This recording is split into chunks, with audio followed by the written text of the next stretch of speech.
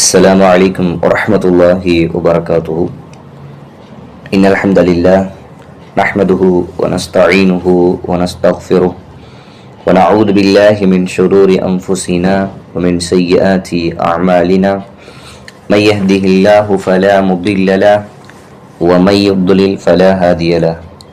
وأشهد أن لا إله إلا الله وحده لا شريك له وأشهد أن محمدا عبده ورسوله. أما بعد. பந்த சகோதரிகளே, தஃப்சீரு சூரத்துல் கஹஃப், சூரத்துல் கஹஃபுடைய தஃப்சீர் ஒரு விளக்கத்தை நாம் தொடர்ச்சியாக படித்து வந்து கொண்டிருக்கின்றோம். இதுவரை 5 வசனங்களுக்கான ஒரு சிறிய விளக்கத்தை நாம் படித்திருக்கின்றோம். அதன் தொடர்ச்சியாக அடுத்த வசனமாக அல்லாஹு தஆலா கூறுவது فَلَعَلَّكَ بَاخِعٌ نَفْسَكَ عَلَى آثَارِهِمْ إِن لَّمْ يُؤْمِنُوا بِهَذَا الْحَدِيثِ أَسَفًا. அதாவது فَلَعَلَّكَ بَاخِعٌ نَفْسَكَ, அல்லாஹ் தஆலா நபியை பார்த்து சொல்றான், நபியே باخِعٌ نَفْسَكَ, நீங்கள் உங்களை நீங்களே அழித்துக் கொள்வீர்கள் போல, நீங்க உங்களை நீங்களே அழிச்சுக்கிருவீங்க போங்க. எதுக்குன்னா அல ஆசாரிஹிம், அதாவது அல்லாஹ்வுடைய தூதர் தாவாவை எடுத்து சொல்லும் போது சஹாபாக்கள் அவர்களுடைய அந்த தாவாவை ஏற்றுக்கொண்டார்கள், அல்லாஹ்வை அங்கீகரித்துக் கொண்டார்கள், குர்ஆனை வேதமாக ஏற்றுக்கொண்டார்கள், அல்லாஹ்வுடைய தூதரை நபி என்று ஏற்றுக்கொண்டார்கள். அதை ஏற்றுக்கொள்ளாத மனிதர்கள் இருந்தார்கள்ல, காஃபிர்களாக முஷ்ரிக்குகளாக இருந்தாங்களே, அல்லாஹ்வுடைய தூதருடைய வார்த்தைகளை புறக்கணித்து, அவர்களை குறித்து அல்லாஹ்வுடைய தூதர் மிகுந்த கவலையில் இருந்தார்கள். எந்த அளவுக்கு அல்லாஹ் தஆலா அதை சொல்லி காட்டுறான் அப்படின்னா, அவர்களுக்காக அவர்கள் ஈமான் கொள்ளவில்லை, அவர்கள் குர்ஆனை நம்பிக்கை கொள்ளவில்லை, அவர்கள் அல்லாஹ்வை நம்பிக்கை கொள்ளவில்லை என்பதற்காக நபியே உங்களை நீங்களே அழிச்சுக்கிருவீங்க போலயே அப்படின்னு அல்லாஹ் தஆலா சொல்றான். எதற்காக? இல்லம் யுமினு பிஹாதல் ஹதீஸ், ஆதல் ஹதீஸ் என்றால் இந்த குர்ஆனை அவர்கள் நம்பிக்கை கொள்ளவில்லை என்பதற்காக அசஃபன், அசஃபன் என்றால் கவலைப்பட்டு, அல்லது இவ்வளவு சொல்றனே, இத்தனை முறை சொல்றனே, கொஞ்சம் இதை யோசிக்கலாமே, கொஞ்சம் இதை சிந்திக்கலாமே என்று கோபப்பட்டு என்ற அடிப்படையில நீங்கள் உங்களை நீங்களே நீங்க அழித்துக் கொள்வீர்கள் போல, அந்த அளவிற்கு நீங்கள் கஷ்டப்படுறீங்க, சிரமப்படுறீங்க அப்படின்னு அல்லாஹு தஆலா குர்ஆனில் நபி ஸல்லல்லாஹு அலைஹி வஸல்லம் அவர்கள் பட்ட கஷ்டத்தை அல்லாஹு தஆலா சொல்லி காட்டுறான். உண்மையில் நபி ஸல்லல்லாஹு அலைஹி வஸல்லம் அவர்கள், நம்ம ஒரு மனிதருக்கு தாவா செய்யறோம், நமக்கு நம்ம படிச்ச நம்ம தெரிந்து கொண்ட விஷயங்களை பிற மனிதர்களுக்கு சொல்லி கொடுக்கிறோம் அப்படிங்கிறது, அது நமக்கு பயனளிக்கிறதுக்காக, நம்முடைய மறுமை வாழ்க்கைக்கு அது நன்மையை கொண்டு வந்து சேர்க்கும் என்பதற்காக நாம் அதை செய்யறோம்.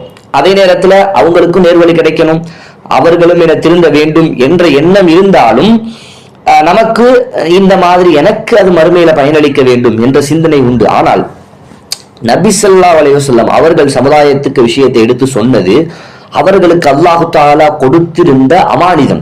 இப்ப நான் மக்களுக்கு விஷயங்களை எடுத்து சொல்றேன் அப்படின்னா, என்னை மாதிரி கோடி மக்கள் உண்டு. இதே நேரத்துல மார்க்க விஷயங்களை படித்து கொடுப்பதற்கு, விஷயங்களை விளங்கப்படுத்துவதற்கு என்னை மாதிரி கோடி மக்கள் உண்டு.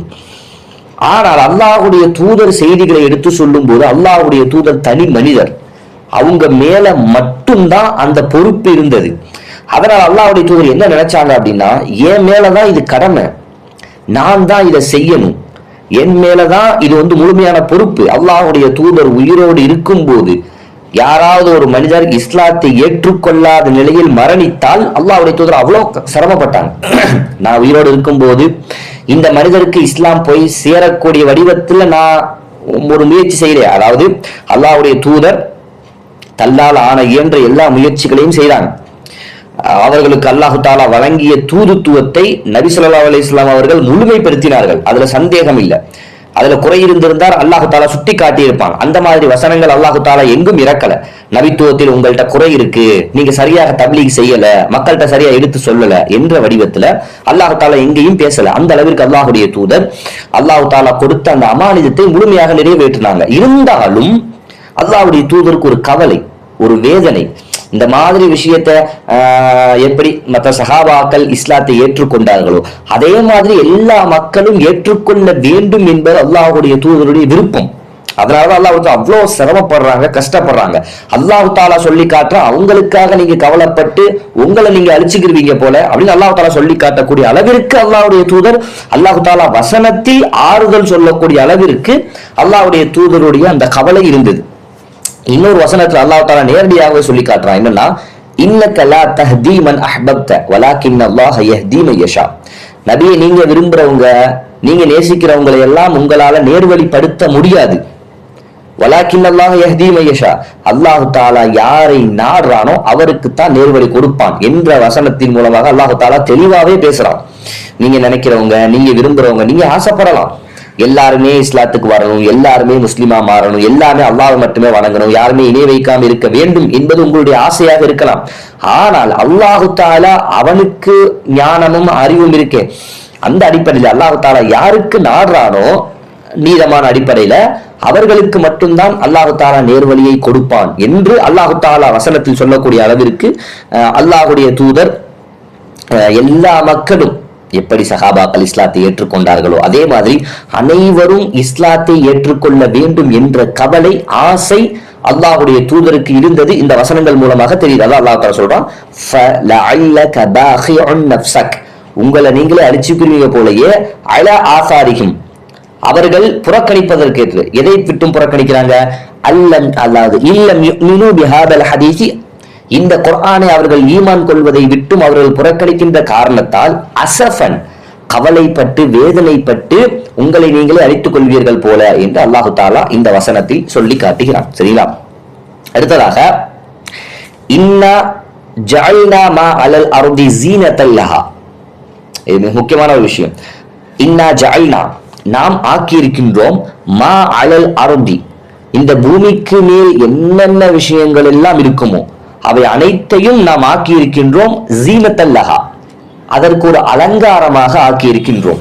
அப்படின்னா இந்த பூமிக்கு மேல என்னவெல்லாம் இருக்குமோ, என்னென்ன விஷயங்கள் எல்லாம் இருக்குமோ, நாம் பார்க்கக்கூடிய வடிவத்துல, நாம் பயன்படுத்தக்கூடிய வடிவத்துல என்னென்னவெல்லாம் இருக்குமோ அதை எல்லாத்தையும் அல்லாஹு தாலா இந்த பூமியினுடைய ஒரு அலங்காரமாக ஆக்கி இருப்பதாக அல்லாஹு தாலா சொல்லி காட்டுறான். அலங்காரம்னா என்ன அப்படின்னா, அதாவது ஒரு மெருகூட்டப்பட்ட, ஒரு பார்ப்பதற்கு நம்முடைய சிந்தனையை, நம்முடைய நேரத்தை, நம்ம எதற்காக படைக்கப்பட்டோமோ நம்முடைய சிந்தனை, நம்முடைய எண்ணங்கள், நம்முடைய நோக்கம் எப்படி இருக்கணுமோ அதை குலைக்கக்கூடிய வடிவத்துல, அதை மாற்றக்கூடிய வடிவத்தில் இருக்கக்கூடிய விஷயங்களை தான் அல்லாஹு தாலா இங்க ஜீனா என்று சொல்லி காட்டுறான். அதே மாதிரி எதற்காக அப்படி நம்ம ஜீனத்தாக ஆக்கியிருக்கோம் அப்படின்னா, இந்த பூமியில இருக்கக்கூடிய விஷயங்கள் எல்லாம் அலங்காரம்.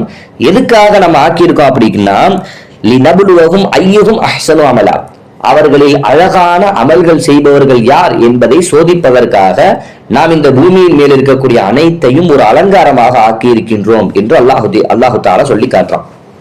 உண்மையில இந்த பூமியை அல்லாஹு தாலா அப்படி ஆக்கல அப்படின்னா, அதாவது ஜீனத்தாக, ஒரு அலங்காரமாக, ஒரு கவர்ச்சி பொருளாக அல்லாஹ் தாலா ஆக்கல அப்படின்னா, எல்லாரும் மறுமை மேல ஆசை வைப்பாங்க, எல்லாரும் மறுமைக்காக போராடுவாங்க, எல்லாரும் நல்ல அமல்கள்ல முன்னேறி இருப்பாங்க, எல்லாரும் கல்வியில முன்னேறி இருப்பாங்க. ஏன்னா அவங்களுக்கு ஒரு தடையே இல்லை, அவங்களுக்கு ஒரு அவங்களை ஒரு புறக்கணிக்கக்கூடிய, அவர்களை சிந்தனையை மாற்றக்கூடிய ஒரு விஷயம் இல்லை அப்படின்னா எல்லாருமே ஒரு பாதையில் தான் இருப்பாங்க. அல்லாஹு தாலா கூலி வழங்க வேண்டும், சொர்க்கம் நரகத்தை அல்லாஹு தாலா படைத்திருக்கின்றான் என்ற அடிப்படையில் அல்லாஹு தாலா இந்த பூமியை அலங்காரமாக்கி அதை ஒரு சோதனையாக மாற்றியிருக்கான். அதான் அல்லாஹ்வுடைய தூதர் முஸ்லிம்ல வரக்கூடிய ஒரு ஹதீஸ் தெளிவா சொல்றாங்க, இன்ன துன்யா, இந்த பூமி எப்படிப்பட்டதுன்னா ஹல்வத்து, சுவையானது. இந்த பூமி எப்படிப்பட்டது? சுவையானது. அல்லாஹ்வுடைய தூதர் சொல்றாங்க. அப்படின்னா இந்த பூமியை அனுபவிப்பது, இந்த பூமியில் அல்லாஹு தாலா தந்திருக்கக்கூடிய விஷயங்களை எல்லாம் எடுத்துக்கொள்வது, அந்த மகிழ்ச்சி எல்லாம் அனுபவிப்பது, இதெல்லாம் உண்மையில் சுவையானது. அதே மாதிரி ஹல்துரத்தும், பசுமையானது. அப்படின்னா உள்ளம் விரும்பக்கூடிய வடிவத்துல அல்லாஹு தாலா இந்த பூமியில எல்லா விஷயங்களையும் ஆக்கியிருக்கான். அது எல்லா மனிதனுக்குமே விருப்பமானதாகத்தான் இருக்கும். அதை எடுத்துக்கொள்வதோ, அதை பயன்படுத்திக் கொள்வதோ, அதை அனுபவித்துக் கொள்வதோ, சரிங்களா, இதெல்லாம் மனிதனுக்கு அவனுடைய உள்ளத்தில் விருப்பமானதாக, அழகானதாக ஆக்கப்பட்டுள்ளது. அல்லாஹு தாலா உங்களை அதில் பிரதிநிதிகளாக ஆக்கி இருக்கின்றான். அப்படின்னா உங்களுக்கு இந்த பூமி அல்லாஹு தஆலா அந்த பூமியில இருக்கக்கூடிய விஷயங்களை எல்லாம் அலங்காரமாக தந்து அந்த அலங்காரங்களை எல்லாம் நீங்கள் விரும்பினால் பயன்படுத்தி கொள்ளக்கூடிய அளவிற்கு உங்களை பிரதிநிதிகளாக அல்லாஹு தஆலா ஆக்கியிருக்கான். ஒருத்தர் வேணும்னா இந்த உலகத்தை எப்படி வேணா அனுபவிக்கலாம். அது ஹராம்னு அவர் பார்க்க தேவையில்லை, ஹலால்னு பார்க்க தேவையில்லை, சரிங்களா? எந்த அளவுக்கு வீண் விரயம் செய்யறான்னு பார்க்க தேவையில்லை, ஆடம்பாரமான வகையில நான் செலவழிக்கிறேன்னு பார்க்க தேவையில்லை. எதுவும் இல்லாமல் ஒரு மனிதர் நினைச்சார்னா அவரால் அதை எடுத்துக்கொள்ள முடியும். அந்த அளவிற்கு அல்லாஹு தஆலா ஆக்கி தந்திருக்கின்றான். தந்துட்டு அல்லாஹ் தஆலா என்ன சொல்றான்னா, ஃபயந்துரு கைஃப தஅமலூன், நீங்க எப்படி அதுல நடந்துக்கிறீங்க என்பதை அல்லாஹு தஆலா பார்க்கறான். இது அல்லாஹ்வுடைய தூதர் சொல்லக்கூடிய செய்தி. அல்லாஹு தஆலா இந்த பூமியை அலங்காரமாக்கி அந்த பூமியில நீங்க எல்லாம் எதை வேணா நினைச்சதெல்லாம் எடுத்துக்கொள்ளக்கூடிய அளவிற்கு உங்களுக்கு இந்த பூமியை தந்துட்டு அல்லாஹு தஆலா நீங்கள் அந்த பூமியில எப்படி நடந்து கொள்கிறீர்கள் என்று அல்லாஹு தஆலா பார்க்கிறான். நீங்கள் மறுமைக்காக அல்லாஹ்விற்காக அல்லாஹு தஆலா தடை செய்த விஷயங்களை விட்டு எல்லாம் தூரமாகிறீங்களா, அல்லாஹு தஆலா ஹராமாக்கிய விஷயங்களை விட்டு எல்லாம் தூரமாகிறீங்களா என்றெல்லாம் அல்லாஹு தஆலா உங்களை பார்க்கின்றான். ஃபத்தகு துன்யா, அதனால இந்த துன்யாவுடைய விஷயத்தில் அல்லாஹுவை தக்வா செய்து கொள்ளுங்கள். அப்படின்னா இந்த உலகத்தை எந்த அளவிற்கு எடுத்துக்கொள்ளணுமோ, எந்த அளவிற்கு அத்தியாவசியமோ அந்த அளவிற்கு எடுத்துக்கொண்டு மேமிச்சமான விஷயங்கள், இந்த உலகத்தினுடைய அலங்காரங்கள், அதிகமான விஷயங்கள், அதிலும் குறிப்பாக அல்லாஹ்வுடைய தூதரும் அல்லாஹும் தடை செய்த விஷயங்கள், இந்த விஷயங்களை விட்டெல்லாம் நீங்க தூரமாகிக்கிறீங்க, விலகிக்கிறீங்க என்று அல்லாஹ்வுடைய தூதர் சொல்றாங்க. அதிலும் குறிப்பாக வத்தகுன் நிசா, பெண்களுடைய விஷயத்தில் அல்லாஹ்வை நீங்கள் தக்வா செய்து கொள்ளுங்கள் என்று அல்லாஹ்வுடைய தூதர் சொல்றாங்க. நம்ம இந்த இதே பேட்டர்ன்ல இதுக்கு முன்னாடி நம்ம ஒரு விஷயத்தை பார்த்தோம். அதாவது அல்லாஹு தஆலா அவர்களுக்கு கடுமையான வேதனை உண்டு. அல்லாஹ் தஆலா 2வது 4வது வசனத்துல சொல்லும் போது அவர்களுக்கு பாவம் செய்யக்கூடிய மக்களுக்கு கடுமையான வேதனை உண்டு, அதிலும் அல்லாஹ் தஆலா பிள்ளையை எடுத்துக்கொண்டான் என்ற பாவத்தை சொல்லக்கூடியவர்களுக்கு மிக கடுமையான வேதனை உண்டு என்று அல்லாஹ் தஆலா பொதுவாக பாவங்களை எல்லாம் சொல்லிட்டு அதுல குறிப்பா அல்லாஹ்விற்கு பிள்ளை உண்டு என்று சொல்லக்கூடிய பாவத்தை அல்லாஹ் தஆலா தனியாக மீண்டும் சொல்றான் அப்படிங்கிறத நம்ம பார்த்தோம். அதுக்கு காரணம் என்ன அப்படின்னா, பொதுவா சொல்லிட்டாலும் அதுல இருக்கக்கூடிய ஒரு மிக முக்கியமான ஒரு விஷயமாக இருந்தால் அல்லாஹ் தஆலா அதை மறுபடியும் தனியாக ஞாபகப்படுத்தும். அது இந்த குர்ஆன்ல, நீங்க குர்ஆன்லயும் சரி ஹதீஸ்லயும் சரி நிறைய இடங்கள்ல இந்த மாதிரி பார்க்கலாம். அதே மாதிரி ஒன்றுதான் அல்லாஹ் தஆலா அல்லாஹ்வுடைய தூதர் இங்கே சொல்றாங்க, உலகத்தை நீங்கள் தக்வா செய்து கொள்ளுங்கள், உலகத்துடைய விஷயத்தில் நீங்கள் அல்லாஹ்வை பயந்து நடந்து கொள்ளுங்கள் என்று அல்லாஹ்வுடைய தூதர் சொல்லும் போதே உலகத்துடைய விஷயங்கள்ல தான் பெண்களும் உண்டு, அவங்களும் அதுக்குள்ள வந்துருவாங்க. ஆனால் அல்லாஹ்வுடைய தூதர் வத்தகுன் நிசா, பெண்களுடைய விஷயத்தில் நீங்கள் தக்வாவோடு நடந்து கொள்ளுங்கள் என்று மீண்டும் சொல்வதற்கான காரணம், அவர்களுடைய விஷயத்தில் ஒரு ஆண் மிகவுமே கண் கருத்துமாக பாதுகாப்பாக இருக்க வேண்டும் என்பது. ஏன்னா அதை தொடர்ச்சியாக அல்லாஹ்வுடைய தூதர் சொல்றாங்க, ஃபஇன் அவ்வல ஃபித்னதி பனி இஸ்ராயீல கானத் ஃபின் நிசா, பனி இஸ்ராயேல் சமுதாயத்தில் அவர்களுக்கு தோன்றிய ஃபித்னாக்களில் முதல் ஃபித்னா பெண்ணின் மூலமாகத்தான் தோன்றியது, பெண்களின் மூலமாகத்தான் தோன்றியது. நமக்கு தெரியும், இந்த பனி இஸ்ராயேல் சமுதாயம் மூசா அலைஹிஸ்ஸலாம் அவர்களிடத்தில் இந்த அளவிற்கெல்லாம் அவர்களை சிரமப்படுத்தினாங்க, கஷ்டப்படுத்தினாங்க, எப்படியெல்லாம் நடந்து கொண்டார்கள் என்கின்ற வரலாறுகள் எல்லாம் படிச்சிருக்கலாம். அதுல அவர்கள்ட்ட ஏற்பட்ட முதல் ஃபித்னாவாக அல்லாஹ்வுடைய தூதர் இங்கு சொல்லி காட்டுவது அவங்கள்ட்ட பெண்கள் விஷயத்தில் தான் முதல் ஃபித்னா ஏற்பட்டுச்சுன்னு சொல்றாங்க. அல்லாஹ்வுடைய தூதர் சொன்னாங்க, மா தரக்து பஅதி ஃபித்னதன் அதர்ர அலர் ரிஜாலி மினன் நிசா, எனக்கு பிறகு என்னுடைய சமுதாய ஆண்களுக்கு ஒரு மோசமான ஒரு ஃபித்னாவாக, அதாவது மிகவும் மோசமான ஒரு ஃபித்னாவாக பெண்களை விட நான் வேற எதையும் விட்டுட்டு போகல என்று அல்லாஹ்வுடைய தூதர் சொல்லக்கூடிய செய்தியை நம்ம பார்க்கிறோம். சரிங்களா? இப்ப இங்க நடத்தப்படக்கூடிய இந்த வகுப்பு பெரும்பாலும் பெண்களை சென்று அடைவதால் ஒரு பெண் இந்த விஷயத்தை எப்படி புரிந்து கொள்ள வேண்டும் என்ற ஒரு பகுதி உண்டு. அப்ப நாங்கெல்லாம் மோசமானவர்களா, பெண்கள் என்றா ஃபித்னாவாதிகளா அப்ப என்றுதான் இந்த வசனமும் இந்த ஹதீசுகள் எல்லாம் சொல்லுதா என்று கேட்டால் இல்லை. அப்படி இந்த வசனமோ இந்த ஹதீசுகளோ சொல்லவில்லை. பெண்கள் என்றால் யதார்த்தத்தில் ஃபித்னா என்றெல்லாம் இந்த வசனம் பேசல. இந்த வசனம் சொல்ல வருவது, இந்த ஹதீஸ் சொல்ல வர்றது என்னன்னா, ஒரு பெண் மார்க்கம் சொல்லக்கூடிய முழுமையான வரையறைக்குள் அந்த பெண் இல்லை அப்படின்னா அவ பிற ஆண்களுக்கு ஃபித்னாவா மாறுவா. அதுதான் இந்த ஹதீஸ்ல சொல்லப்படுறது. ஒரு பெண் எப்படியெல்லாம் மார்க்கம் அந்த பெண்ணை வரையறுக்கிறதோ, உனக்கு இந்த மாதிரி போக இங்க போக உனக்கு அனுமதி, இங்க போக உனக்கு அனுமதி இல்லை, இங்க போவதாக இருந்தாலும் நீ இப்படிதான் போகணும், ஒரு பயணம் செய்வதாக இருந்தால் நீ ஒரு மகரமான துணையோடு தான் பயணம் செய்யணும், நீ வீட்டை விட்டு வெளியேறுவதாக இருந்தால் உன்னுடைய முழுமையான ஆடை ஒழுக்கங்களை நீ பேணிக் கொள்ளணும், நீ வீட்டை விட்டு வெளியேறுவதாக இருந்தால் நறுமணம் பூசிக்கொள்ளக்கூடாது, அந்நிய ஆண்களிடத்தில் மிக முக்கியமான தேவைகள் அன்றி பேசக்கூடாது, அப்படி பேசும்போதும் குலைந்து பேசக்கூடாது, என்ன விஷயம் பேசணுமோ எதை தெரியப்படுத்தணுமோ அதை மட்டும் பேசணும், அந்த பேச்சை வளர்க்கக்கூடிய வடிவத்துல நீங்க பேசக்கூடாது, ஏன்னா அது நோயுடைய உள்ளத்தில் நோயை அதிகப்படுத்தும் என்றெல்லாம் அல்லாஹ்வுடைய தூதர் பெண்களுக்கு உபதேசம் செய்வதிருப்பதை நம்ம பார்க்கிறோம். இப்ப ஒரு பெண்ணுக்கு இயற்கையில் இருக்க வேண்டிய மிக முக்கியமான எண்ணம் என்ன அப்படின்னா, என் மூலமாக என் சமுதாயத்தில் இருக்கக்கூடிய ஆண்கள் ஃபித்னாவிற்குள் ஆட்படக்கூடாது. இது ஒரு பெண்ணிடத்தில் இருக்க வேண்டிய மிக முக்கியமான அடிப்படையான ஒரு சிந்தனை. ஆண்களுக்கு இதை பத்தின பிரச்சனை இல்லை, ஒரு ஆண் எப்படி வெளியே வந்தாலும் சரி, எப்படி அவன் ட்ரெஸ் பண்ணிட்டு போனாலும் சரி, நறுமணம் பூசிட்டு போனாலும் சரி, அதன் மூலமாக ஒரு பெண்ணுக்கு சிந்தனை ரீதியாக எந்த ஒரு பாதிப்பும் ஏற்பட போவது அல்ல. ஒரு ஆண் அழகான முறையில் ட்ரெஸ் பண்ணி வெளியே போறதால ஒரு பெண்ணுக்கு சிந்தனை ரீதியாக பார்வை ரீதியாக அவருக்கு ஃபித்னா ஏற்பட போவது அல்ல. ஆனால் ஒரு ஆணுக்கு அப்படி அல்ல. ஏன்னா அல்லாஹ் தஆலா அப்படி படைச்சிருக்கான். ஸுய்யின லின்னாஸி ஹுப்பு ஷஹவாத்தி மினன் நிஸா, மனிதர்களுக்கு அழகாக காண்பிக்கப்பட்டுள்ளது. அதுல முதல் விஷயமா அல்லாஹ் தஆலா சொல்வது, வேற வேற விஷயங்கள் அந்த வசனத்துல அடுத்தடுத்து அல்லாஹ் தஆலா சொன்னாலும் முதல் விஷயமாக அல்லாஹ் தஆலா ஆரம்பிப்பது இது பெண்கள். சோ ஒரு ஆணுக்கு இந்த உலகத்துல மிகவுமே கவரக்கூடிய ஒரு விஷயமாக அல்லாஹு தஆலா ஆக்கி இருக்கிறார் பெண்களை. அப்ப பெண்களாக இருக்கக்கூடிய அந்த பகுதி, அந்த சாரார், அவங்கள்ட்ட என்ன சிந்தனை இருக்கணும், அதாவது கேட்கக்கூடிய நீங்கள் உங்கள்ட்ட என்ன சிந்தனை இருக்கு அப்படின்னா, என் மூலமாக என் சமுதாயத்துல ஒரு ஆண் ஃபித்னாவுக்குள்ள ஆட்பற்ற கூடாது.